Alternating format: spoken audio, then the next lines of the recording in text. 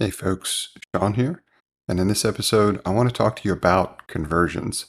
I got an email from my email list from a subscriber who had questions about what should I be doing after I launch my product? What are the steps from there to achieve success?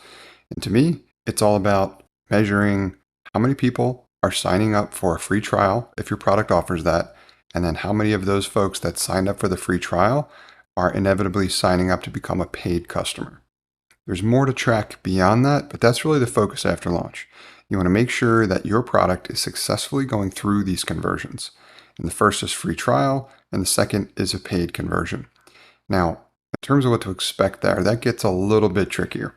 I've done research on this myself to try to find decent benchmarks, and realistically, the data is all over the place. So instead of just sharing with you what I think I found from a research perspective, I'm going to dive deeper into the numbers for my own product, how well it's performed, and share that with you so you can see how well you're doing compared against my product as a benchmark. And the product in question here is one I've been running for, I'd say I've got solid data for about 5 months at the moment. That is my product called Podcast Show Notes, which you can find at podcastshownotes.ai. It is a podcast automation tool that helps you essentially automatically create podcast show notes from an uploaded episode audio file. Okay, so the way the numbers look here and where the percentages wind up, I've measured them in two different ways. What I have and how I've calculated these numbers are from ad clicks. So I'm driving traffic to this landing page using only one source at the moment. And throughout the course of this 5-month span where I'm pulling this data, I've used Google search and their ads to drive this traffic. When I'm going back and evaluating how those campaigns are performing, what I wind up with is a certain number of impressions and then a certain number of clicks. I'm pulling the data strictly from the clicks because that's what I'm expecting to be people clicking on the ad and then winding up on my landing page, consuming that landing page and deciding whether or not they want to take some kind of action. So that is a raw number from the clicks. I've got that number as my source. Then I've got a number for how many people signed up to use the product. It's number 2, and I'm calling that signups. And then number 3, I've got at some point during their free trial, which for me is gated, it's limited.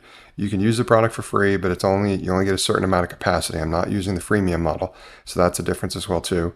And this qualifies my product for opt-in. And what I mean by that is there's 2 different ways you can manage that. There's opt-in and there's opt-out. Opt-in is when you don't take any type of payment information like a credit card in order to let them use the product. Opt-out is where you accept a form of payment for the credit card and then they have to essentially cancel or opt out of what is going to automatically turn into a paid account at some point. That's typically how that's managed. The reason why I mention that and what mine qualifies for, which is opt-in, is because it will change where your thresholds potentially should be. There is a much higher percentage conversion to paid if you use an opt-out strategy, but there is a much lower conversion from basically how you're driving traffic to your landing pages to your signups for so-called free trial because you're requiring people to enter their credit cards. So my strategy is opt-in, is that I'm not requiring credit cards for them to get started with the product. So based on the data I have, again, the ad clicks, the signups, user signups, and then paid customer conversions, my percentage averages over the past 5 months for how much volume I'm putting through the product is my sign up average has been 27%, just over 27%, like 27.5%. And that's from ad clicks landing on my landing page to signing up for the free trial. And then my percentage conversion from that cohort of folks to paying for the product is just over 10%. So it's almost 11% average. I've got some fluctuation in there. I've got months that are as low as about 5%. I've got months that are as high as almost 16%. But the average is over 10, around 11. Now, in terms of what I've seen, the numbers have been all over the place in terms of what I've seen and what you should qualify for. But I wanted to share with you what my numbers have been thus far so that you can use that as a benchmark in terms of how well you're performing. You might be doing worse, you might be doing better. But again, keep in mind here, as long as these numbers are in the positive direction, as in like you're happy with where they are, they're trending in the right direction. And the most important thing by far, which is not but enough people talk about is that your operation is profitable, or you can project profitability at some point in the future, which is reasonable and a sustainable path for you, your product, and your company. So that's what really matters most. Beyond that, I wanted to share with you some of the data from what my situation looks like for this specific product that I've been running for about 5 months, so that you can compare to how well your product is performing. And again, those averages, my sign up conversion, which is free trials beginning, is just over 27%. And my paid conversion is almost 11%. It's 10.9%.